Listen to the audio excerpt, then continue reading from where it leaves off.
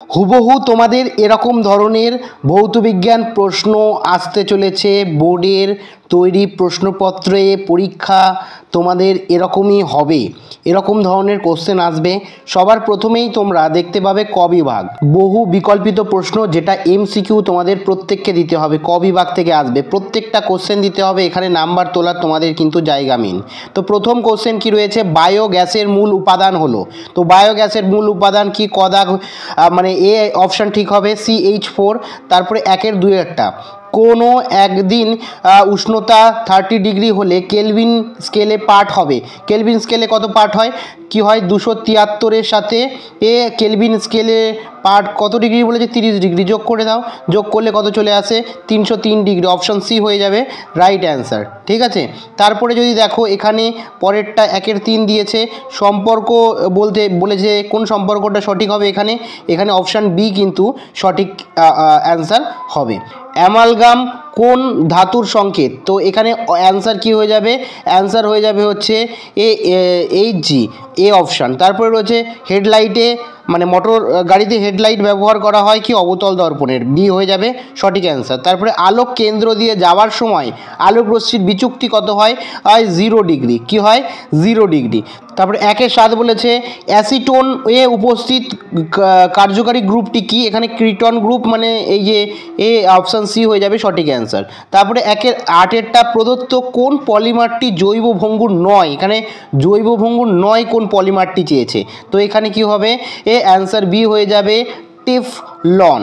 তারপরে 1-এর 19 কি বলেছে, নিচের কোনটি তড়িৎযোজী যৌগ কোনটা, তাহলে NaH, ঠিক আছে, অপশান ডি হচ্ছে সঠিক অ্যান্সার। তারপরে এখানে 1-এর 10 দাগে কি রয়েছে, থার্মিক পদ্ধতিতে বিজারক রূপে ব্যবহার করা হয় কি, অ্যালুমিনিয়াম, অপশান এ হচ্ছে সঠিক অ্যান্সার। তারপরে 11টা কোনটি আলফা রশ্মি, এখানে কি হয়ে যাবে, অপশান এ হিলিয়াম He++, ঠিক আছে। তারপরে এখানে 1-এর 12টা বলেছে 40 গ্রাম সোডিয়াম হাইড্রোক্সাইডকে সম্পূর্ণ প্রশমিত করতে কত গ্রাম সালফিউরিক অ্যাসিড প্রয়োজন, তো এখান থেকে ক্যালকুলেশন করলে সিম্পলি বেরিয়ে যাবে 49 গ্রাম সালফিউরিক অ্যাসিডের প্রয়োজন। অপশান সি হয়ে যাবে সঠিক অ্যান্সার। তারপরে 1-এর 13তে বলছে চার্লসের সূত্রে স্থির থাকে গ্যাসের, মানে গ্যাসের ধ্রুবকগুলো বা কোনটা ফিক্স থাকে, এখানে অপশান ডি গ্যাসের চাপ ও ভর, অপশান ডি হয়ে যাবে সঠিক অ্যান্সার। তারপরে এখানে 1-এর 14 ব্যতিচার প্রসারণের জন্য দেখা যায় কোনটিতে ব্যতিচার প্রসারণ দেখা যায়, অপশান এ জল, সিম্পল ব্যাপার। তারপরে তিনটি কার্বনযুক্ত অ্যালকিনে H পরমাণুর সংখ্যা, অ্যালকিন এর সংকেত মনে আছে তোমার CnH2n, তাহলে এখানে কি হয়ে যাবে, ডবল হবে, অপশান বি হয়ে যাবে সঠিক অ্যান্সার, ঠিক আছে। তারপরে এখানে কি দিয়েছে, খ বিভাগে কিন্তু এখানে দিয়েছে তোমাদের কোশ্চেন, এই কোশ্চেনগুলো দিতে হবে। 21টা কোশ্চেন আছে, খুব ভালো করে মনোযোগ সহকারে আমি অ্যান্সার সহ বলছি। দেখো, জীবাশ্ম জ্বালানি দহনে কোন গ্যাস ব্যবহার করা হয়, কি হয়ে যাবে, কার্বন ডাই অক্সাইড। তারপরে পাওয়ার অ্যালকোহল কি, তো পাওয়ার অ্যালকোহল এখানে কি, ইথানল ও পেট্রোলের মিশ্রণ, কি হবে, ইথানল ও পেট্রোলের মিশ্রণ, ঠিক আছে। তারপরে 2-এরটা কি বলেছে, কোন স্তরে বেতার তরঙ্গ দেখা যায়, কি হচ্ছে, আয়োনোস্ফিয়ার বা আয়ন তোমার হচ্ছে আয়ন মণ্ডল, ঠিক আছে, আয়ন মণ্ডলে। তারপরে পরম শূন্য উষ্ণতার মান কত, একদম প্রত্যেকে জানো -273 ডিগ্রি সেন্টিগ্রেড, অনেকেই কিন্তু এটা ভুল করো, -273 ডিগ্রি সেন্টিগ্রেড হবে, ঠিক আছে। অনেকে 273 ডিগ্রি সেন্টিগ্রেড লিখে দিয়ে আসো, তাহলে কিন্তু হবে না, ঠিক আছে। তারপরে এখানে যদি দেখো সত্য মিথ্যে দিয়েছে, বলেছে কি গ্যাসীয় পদার্থের অণুগুলো গতিশীল, অবশ্যই সত্য, ট্রু হবে। তারপরে 2-এর 5-এরটা বলেছে যে কোনো একটি উদাহরণ দাও যেখানে তাপ প্রয়োগে আয়তন কমে, কি বরফ, ঠিক আছে। বরফের কি হচ্ছে, তাপ প্রয়োগ করলে কি হচ্ছে, আয়তন কমে যায়। অথবা দিয়েছে ধাতব পাত্রের একটি ব্যবহার লেখো, দ্বিধাতব পাত্রের একটি ব্যবহার লেখো, তো এখানে ফায়ার অ্যালার্ম লিখতে পারো, ফায়ার অ্যালার্মে ব্যবহার করা হয়। তারপরে 2-এর 6-এরটা জলের মধ্যে থাকা বায়ুর বুদবুদ কোন ধরনের লেন্সের মতো আচরণ করে, অবতল লেন্সের মতো, ঠিক আছে, অবতল লেন্সের মতো কি হচ্ছে, আচরণ করে। তারপরে বলে দিয়েছে একটি লাল গোলাপকে নীল আলোয় দেখলে কেমন দেখায়, কালো দেখায়, কি দেখায়, কালো দেখায়, ঠিক আছে। তারপরে একটি তারকে কেটে সমান টুকরো করা হলো, তারের উপাদানের রোধাঙ্কের কি পরিবর্তন হবে, দেখো রোধাঙ্কের কোনো রকম পরিবর্তন কিন্তু হবে না। বৈদ্যুতিক বর্তনীর তে সুইচকে কোন সমবায়ে যুক্ত থাকে? কি শ্রেণী সমবায়ে। এটা তো প্রত্যেকে জানো যে শ্রেণী সমবায়ে কি হচ্ছে যুক্ত থাকে। তারপর নিউক্লিয় বিভাজন বিক্রিয়ায় একটি ধাপে কটি নিউট্রন সৃষ্টি হয়? 2টি নিউট্রন সৃষ্টি হয়। ঠিক আছে, 2 হয়ে যাবে অ্যান্সার।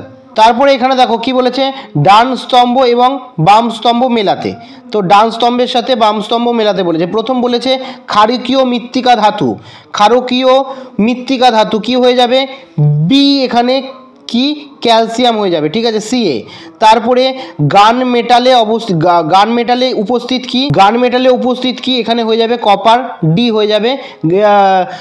তারপরে বক্সাইট থেকে নিষ্কাশিত ধাতু কি হয়ে যাবে? অ্যালুমিনিয়াম, এ হয়ে যাবে। তারপরে ধাতুকল্প কি হয়ে যাবে? সি হয়ে যাবে, অ্যান্টিমনি হয়ে যাবে। এই হচ্ছে তোমাদের ডান স্তম্ভ এবং বাম স্তম্ভ একটা কিন্তু মেলাতে দেবে। 2-12 বলেছে এটি কোন ধরনের বন্ধন বর্তমান? কি ধরনের বন্ধন বর্তমান? CCl4। তো এখানে সমযোজী বন্ধন। ঠিক আছে, এ সমযোজী বন্ধন কি হচ্ছে? এ বর্তমান। তারপরে 2-13 অ্যাসিড মিশ্রিত জলের তড়িৎ বিশ্লেষণে ক্যাথোড এবং অ্যানোড উৎপন্ন হওয়া গ্যাসের আয়তনের অনুপাত কি হবে? 2:1। 2:1 কি হয়ে যাবে? আয়তনের অনুপাত। তারপরে কি বলে, মৌলের আয়নন শক্তির একক কি হয়ে যাচ্ছে? জুল। এটা একদম ইজি। তারপর হচ্ছে ম্যাগনেসিয়ামের যোজ্যতা কক্ষে কটি ইলেকট্রন থাকে? 2টি ইলেকট্রন থাকে। ঠিক আছে, 2টি ইলেকট্রন থাকে। 2-15 হচ্ছে রসায়নগারে ধাতব ও মূলক শনাক্তকরণে কোন গ্যাস ব্যবহার করা হয়? রাসায়নিক গারে ধাতব মূলক শনাক্তকরণে কোন গ্যাস ব্যবহার করা হয়? হাইড্রোজেন সালফার, H2S দিয়ে দাও। তারপরে অ্যামোনিয়াকে শুষ্ক করতে, অ্যামোনিয়াকে কি দ্বারা শুষ্ক করা হয়? এটা জানো, ক্যালসিয়াম অক্সাইড। ঠিক আছে, ক্যালসিয়াম অক্সাইড। দার্শনিক উল কাকে বলে? এটাও সিম্পল। এখানে যেহেতু শর্ট কোশ্চেন, শুধুমাত্র মৌলটার নাম লিখলেই হবে। কি হবে? Zinc oxide, ZnO। ঠিক আছে, তারপরে এখানে যদি যাও 2-17 দাগে কি রয়েছে? এই যে বায়বীয়তাটির গঠন বলেছে, গঠন সংকেত বের করতে দিয়েছে। তাহলে এর গঠন সংকেত কি হবে? দেখো, গঠন সংকেত হয়ে যাবে হচ্ছে CH3O CH3। দেখেই বুঝতে পারছো তোমরা, একদম ইজি। এইটা হয়ে যাবে। তারপরে আইপ্যাক নামকরণ বলেছে, এটা তো দেখেই বুঝতে পারছো কি হবে। বহু সিম্পল যারা করেছো, এটা ইথানল হয়ে যাবে। ঠিক আছে, ইথানল। ঠিক আছে, ইথানল। তারপরে এখানে দেখো পিভিসি একটি ব্যবহার। তো পিভিসির ব্যবহার তোমরা কে না জানো না? পিভিসির ব্যবহার প্রত্যেকে জানো যে পিভিসি কি কাজে ব্যবহার করা হয়। লিখবে প্লাস্টিকের পাইপ তৈরি করতে বা জলের পাইপ তৈরি করতে, লিখলেই সবথেকে বেস্ট ব্যবহার হবে।